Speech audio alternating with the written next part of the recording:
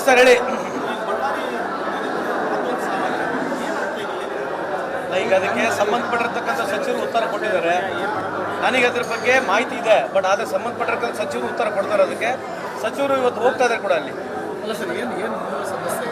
ನನಗೆ ನಿನ್ನೆ ತಾನೇ ನಾನು ಬಂದಿರತಕ್ಕಂಥದ್ದು ಸಂಪೂರ್ಣ ಮಾಹಿತಿ ಇಲ್ಲ ನೀವು ಹೇಳಿರ್ತಕ್ಕಂಥದ್ದು. ಬಿಕಾಸ್ ಅದು ಯಾವ ರೀತಿ ಎದಕ್ಕೋಸ್ಕರ ಆಗಿದೆ ಅಂತ ನನಗೆ ಮಾಹಿತಿ ಇಲ್ಲ. ಅದ್ರ ಬಗ್ಗೆ ನನಗೆ ಮಾಹಿತಿ ಇಲ್ಲ.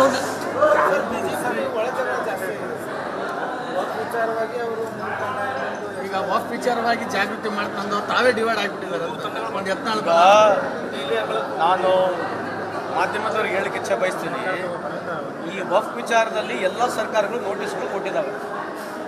ವಿಶೇಷವಾಗಿ 4567 ಎಷ್ಟ್ರಿ 4567 ಇವ್ರ ಕಾಲದಲ್ಲಿ, ಯಾರ ಕಾಲದಲ್ಲಿ? BJP ಕಾಲದಲ್ಲಿ ಮುಟೇಷನ್ ಚೇಂಜ್ ಆಗಿದೆ. ನಮ್ದು ನೋಟಿಸ್ ಹೋಗೋದ್ರ ಜೊತೆಗೆ ಕೆಲವು ಮುಟೇಷನ್ ಚೇಂಜ್ ಆಗಿರ್ಬೋದು. ಇವ್ರದ್ದು ನೋಟಿಸೇ ಹೋಗಿಲ್ಲ. 4567 ಮುಟೇಷನ್ಗಳು ಚೇಂಜ್ ಆಗಿದ್ದಾವೆ. ಯಾರ ಅವಧಿಯಲ್ಲಿ? ಮತ್ತೆ ಇದ್ರ ಬಗ್ಗೆ ಚರ್ಚೆ ಮಾಡ್ತಾರೆ ಅವರು. ಇದ್ರ ಬಗ್ಗೆ ಬೇಡ ಚರ್ಚೆ ಮಾಡೋದು. ನೀವು ಇದನ್ನು ಕೇಳಿ, ನಾವು ಹೇಳಿದ್ ಸರಿ ಇದೆಯೋ ತಪ್ಪಿದೆ ಕೇಳಿ. ಇದು ನಾಳೆ ನಾಡ್ರೆ ನಿಮಗೆಲ್ಲ ಸರ್ಕಾರನ ಉತ್ತರ ಕೊಡುತ್ತೆ. ಅವ್ರ ಕಾಲದಲ್ಲಿ ಎಷ್ಟು ನೋಟಿಸ್ಗಳಾಗಿದ್ದಾವೆ, ನಮ್ಮ ಕಾಲದಲ್ಲಿ ಎಷ್ಟು ನೋಟಿಸ್ ಆಗಿದ್ದಾವೆ. ನೋಟಿಸ್ ಆಗ್ತಕ್ಕಂಥದ್ದು ಇವಾಗಲ್ಲ, ಎಲ್ಲ ಸರ್ಕಾರಗಳು ನೋಟಿಸ್ಗಳು ಮಾಡ್ತಾನೆ ಇದ್ದಾವೆ. ಇದು ಇವರಿಗೆ ರಾಜಕೀಯ ಬೇಕಾಗಿತ್ತು, ಎಲೆಕ್ಷನ್ ಹತ್ರ ಇತ್ತಲ್ಲ, ಅದನ್ನು ಏನೋ ಬೆಳೆಸ್ಕೊಳ್ಳಕ್ಕೆ ಹೋಗೋ ಒಂದು ಪ್ರಯತ್ನ ಮಾಡಿದ್ರು, ಎಲ್ಲಿ ಕ್ಲಿಕ್ ಆಗಿಲ್ಲ. ಸೊ ಇದು ಯಾವಾಗಲೂ ರಾಜಕೀಯ ದೃಷ್ಟಿಯಿಂದ ಮಾಡ್ತಾರೆ ಹೊರತು ಸಾರ್ವಜನಿಕರ ಜೀವನ ದೃಷ್ಟಿಯಿಂದ ಮಾಡೋದಿಲ್ಲ. ಇವ್ರು ಯಾವ ಭೂಮಿ ಬಗ್ಗೆ ಮಾತನಾಡ್ತಾರೆ? ಉಳವನ ಒಡೆಯ ಕಾರ್ಯಕ್ರಮ ಮಾಡಿದ್ದ ಕಾಂಗ್ರೆಸ್ ಪಕ್ಷ. ಉಳವನ ಒಡೆಯ ಕಾರ್ಯಕ್ರಮ ಮಾಡಿ ಅವಾಗ BJP ವಿರುದ್ಧವಾಗಿತ್ತು. BJP ಯಾವಾಗಲೂ ಸಾಹುಕಾರ ಪರವಾಗಿತ್ತು. 10,000 ಎಕರೆ, 15,000 ಎಕರೆ, 50,000 ಎಕರೆ ಯಾರ ಹತ್ರ ಇತ್ತು ಅದನ್ನು ಇಂದಿರಾ ಗಾಂಧಿ ಅವರು ಕಾನೂನು ಮಾಡಿದ, ಕಾಂಗ್ರೆಸ್ ಪಕ್ಷ ಇಂದಿರಾ ಗಾಂಧಿ ಅವರು ಕಾನೂನು ಮಾಡೋದ ಮುಖಾಂತರ ಬಡವರಿಗೆ ಕೊಡಿಸಿರ್ತಕ್ಕಂಥ ಪಕ್ಷ ನಾವು. ನಾವ್ಯಾಕ್ರಿ ಬಡವರ ಲ್ಯಾಂಡ್ಗಳು ತಗೊಳ್ಳೋಣ? ಆಮೇಲೆ ಮುಖ್ಯಮಂತ್ರಿಗಳು ಸ್ಪಷ್ಟೀಕರಣ ಕೂಡ ಕೊಟ್ಟಿದ್ದಾರೆ. ಯಾವುದೇ ರೈತರಿಗೆ ಅನಾನುಕೂಲ ಆಗ್ತಿದ್ರೆ ಅದನ್ನು ನಾವು ಸರಿಪಡಿಸ್ತೀವಿ ಅಂತೇಳಿ ಅವತ್ತೇ ಸ್ಪಷ್ಟೀಕರಣ ಕೊಟ್ಟರು ಕೂಡ ರಾಜಕೀಯವಾಗಿ ಲಾಭ ತಗೊಳ್ಳಕ್ಕೆ ಹೋದ್ರು. ಈಗ 4,500 ಇವ್ರ ಅವಧಿಯಲ್ಲಿ ಹೋಗಿತ್ತಲ್ಲ, ಇದ್ರ ಬಗ್ಗೆ ಮತ್ತೆ ಯಾರು ಸರ್ವೆ ಮಾಡಿದ್ರು? ಇವ್ರು ಮಾಡ್ತಾರಂತ ಹೋಗಿ ನಾವು ಲೀಸ್ಟ್ ಕೊಡ್ತೀವಿ ಇನ್ಮೇಲೆ ನಿಮಗೆ, ಅದನ್ನು ಸರ್ವೆ ಮಾಡಿ ಕೇಳಲ್ಲ. ಮತ್ತೆ ಹೋಗಿ ಜಾಗೃತಿ ಮಾಡ್ತಾ ಇದಾರೆ. ಮತ್ತೆ ಇವ್ರ ಕಾಲದಲ್ಲಿ ಆಗಿದ್ದು ಅದೇ ಹೆಂಗ್ ಮಾಡೋದು? ಈಗ ಜಾಗೃತಿ ಮಾಡೋದನ್ನ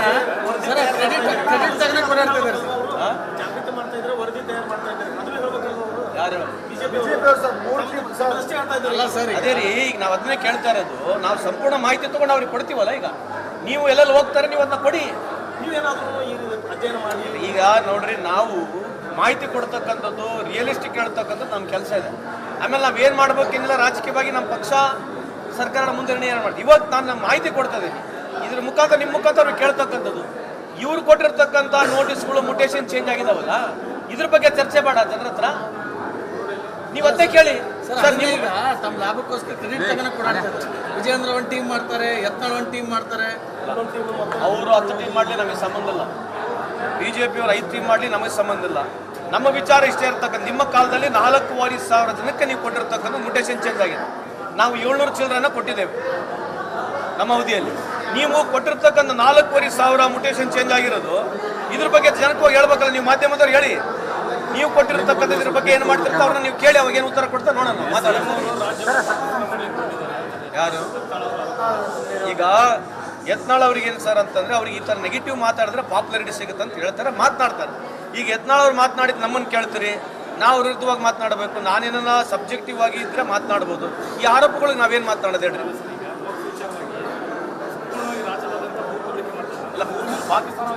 ಅಲ್ರಿ, ಈಗ ಅದೇ ಹೇಳ್ತಿರೋದು, ಯಾರ ಕಾಲದಲ್ಲಿ ಏನಾಗಿದೆ ಅಂತೇಳಿ ನಾವು ಹೇಳಿದ್ವಿ. ನೀವು ಅದನ್ನು ಕೇಳಿ. ಸರ್, ನಿಮ್ಮ ಕಾಲದಲ್ಲಿ 4,500 ಆಗಿದೆ. ನಿಮ್ಮ ಪ್ರಧಾನಮಂತ್ರಿ ಹೋಗಿ ಕೇಕ್ ತಿಂದಿರೋದು ಎಲ್ಲಿ? ಯಾರು ಕೇಕ್ ತಿನ್ನಕ್ಕೆ ಹೋಗಿದ್ರು? ಯಾರು ಹೋಗಿದ್ರು ಕೇಕ್? ನೀವು ಅದನ್ನ ಕೇಳ್ಬೇಕಲ್ಲ. ಅವ್ರಿಗೆ ಕೇಳಲ್ಲ. ಅವ್ರು ಹೇಳಿದಷ್ಟೇ ಯಾಕೆ ಕೇಳ್ತೀರಿ? ನೀವು ಇದು ಪ್ರಶ್ನೆ ಕೇಳ್ರಿ ಅವರಿಗೆ. ಅವ್ರು ಹೇಳಿದ ತಕ್ಷಣ ನೀವು ಕೇಳಿಸ್ಕೋಬಾರ್ದು, ನೀವು ಪ್ರಶ್ನೆ ಕೇಳ್ಬೇಕಲ್ವಾ?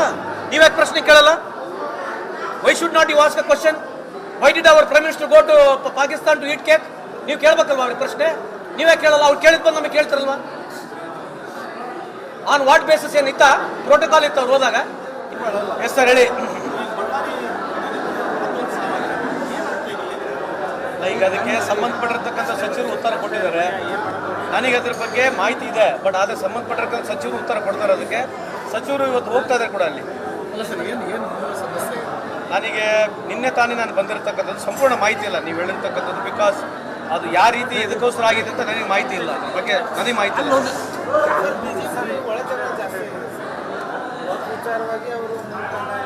ಈಗ ವಾಕ್ ವಿಚಾರವಾಗಿ ಜಾಗೃತಿ ಮಾಡ್ಕೊಂಡು ತಾವೇ ಡಿವೈಡ್ ಆಗಿಬಿಟ್ಟಿದ್ದಾರೆ ಒಂದು ಯತ್ನಾಳ್ ನಾನು ಮಾಧ್ಯಮದವ್ರಿಗೆ ಹೇಳಕ್ಕೆ ಇಚ್ಛೆ ಬಯಸ್ತೀನಿ, ಈ ವಫ್ ವಿಚಾರದಲ್ಲಿ ಎಲ್ಲ ಸರ್ಕಾರಗಳು ನೋಟಿಸ್ಗಳು ಕೊಟ್ಟಿದ್ದಾವೆ.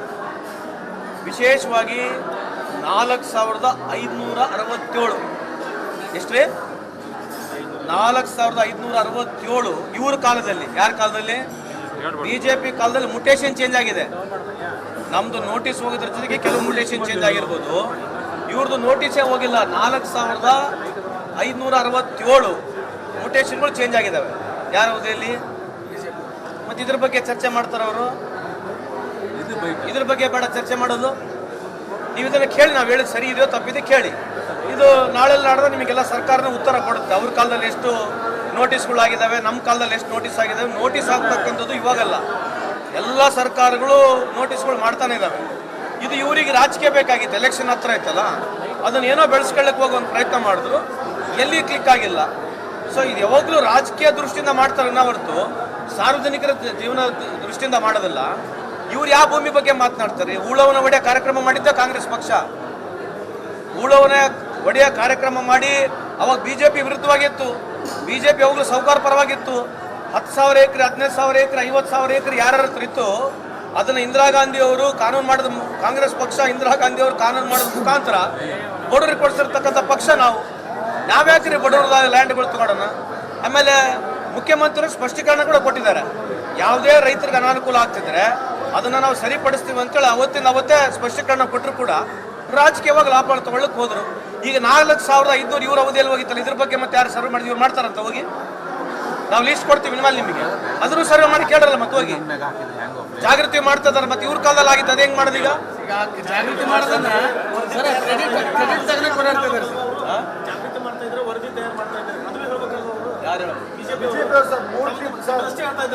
ಅದೇ ರೀ, ಈಗ ನಾವು ಅದನ್ನೇ ಕೇಳ್ತಾ ಇರೋದು. ನಾವು ಸಂಪೂರ್ಣ ಮಾಹಿತಿ ತಗೊಂಡು ಅವ್ರಿಗೆ ಕೊಡ್ತೀವಲ್ಲ. ಈಗ ನೀವು ಎಲ್ಲೆಲ್ಲಿ ಹೋಗ್ತಾರೆ, ನೀವು ಅದನ್ನ ಕೊಡಿ. ಈಗ ನೋಡ್ರಿ, ನಾವು ಮಾಹಿತಿ ಕೊಡ್ತಕ್ಕಂಥದ್ದು, ರಿಯಲಿಸ್ಟಿಕ್ ಹೇಳ್ತಕ್ಕಂಥದ್ದು ನಮ್ಮ ಕೆಲಸ ಇದೆ. ಆಮೇಲೆ ನಾವೇನು ಮಾಡ್ಬೇಕೇನಿಲ್ಲ, ರಾಜಕೀಯವಾಗಿ ನಮ್ಮ ಪಕ್ಷ ಸರ್ಕಾರದ ಮುಂದೆ ನಿರ್ಣಯ ಮಾಡಿ. ಇವತ್ತು ನಾನು ನಮ್ಮ ಮಾಹಿತಿ ಕೊಡ್ತಾ ಇದ್ದೀನಿ, ಇದ್ರ ಮುಖಾಂತರ ನಿಮ್ಮ ಮುಖಾಂತರ ಅವ್ರಿಗೆ ಕೇಳ್ತಕ್ಕಂಥದ್ದು.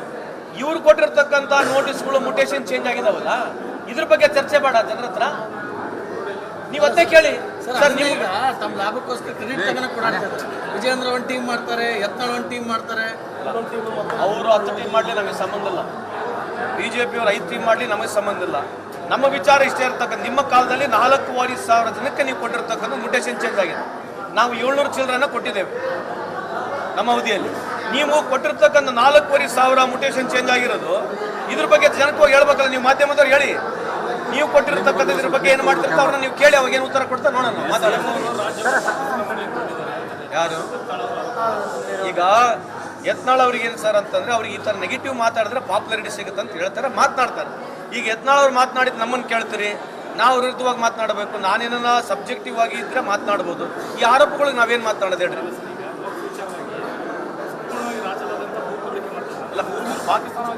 ಅಲ್ರಿ, ಈಗ ಅದೇ ಹೇಳ್ತಿರೋದು, ಯಾರ ಕಾಲದಲ್ಲಿ ಏನಾಗಿದೆ ಅಂತೇಳಿ ನಾವು ಹೇಳಿದ್ವಿ. ನೀವು ಅದನ್ನು ಕೇಳಿ. ಸರ್, ನಿಮ್ಮ ಕಾಲದಲ್ಲಿ 4,500 ಆಗಿದೆ. ನಿಮ್ಮ ಪ್ರಧಾನಮಂತ್ರಿ ಹೋಗಿ ಕೇಕ್ ತಿಂದಿರೋದು ಎಲ್ಲಿ? ಯಾರು ಕೇಕ್ ತಿನ್ನಕ್ಕೆ ಹೋಗಿದ್ರು? ಯಾರು ಹೋಗಿದ್ರು ಕೇಕ್? ನೀವು ಅದನ್ನ ಕೇಳ್ಬೇಕಲ್ಲ. ಅವ್ರಿಗೆ ಕೇಳಲ್ಲ. ಅವ್ರು ಹೇಳಿದಷ್ಟು ಯಾಕೆ ಕೇಳ್ತೀರಿ? ನೀವು ಇದು ಪ್ರಶ್ನೆ ಕೇಳ್ರಿ ಅವರಿಗೆ. ಅವ್ರು ಹೇಳಿದ ತಕ್ಷಣ ನೀವು ಕೇಳಿಸ್ಕೋಬಾರ್ದು, ನೀವು ಪ್ರಶ್ನೆ ಕೇಳ್ಬೇಕಲ್ವಾ? ನೀವ್ಯಾಕೆ ಪ್ರಶ್ನೆ ಕೇಳಲ್ಲ? Why should not you ask a question? Why did our prime minister go to Pakistan to eat cake? ನೀವು ಕೇಳ್ಬೇಕಲ್ವಾ ಅವ್ರಿಗೆ ಪ್ರಶ್ನೆ? ನೀವೇ ಕೇಳಲ್ಲ. ಅವ್ರು ಕೇಳಿದ್ ಬಂದು ನಮಗೆ ಕೇಳ್ತಾರಲ್ವಾ? ಆನ್ ವಾಟ್ ಬೇಸಿಸ್ ಏನಿತ್ತ? ಪ್ರೋಟೋಕಾಲ್ ಇತ್ತು ಅವ್ರು ಹೋದಾಗ?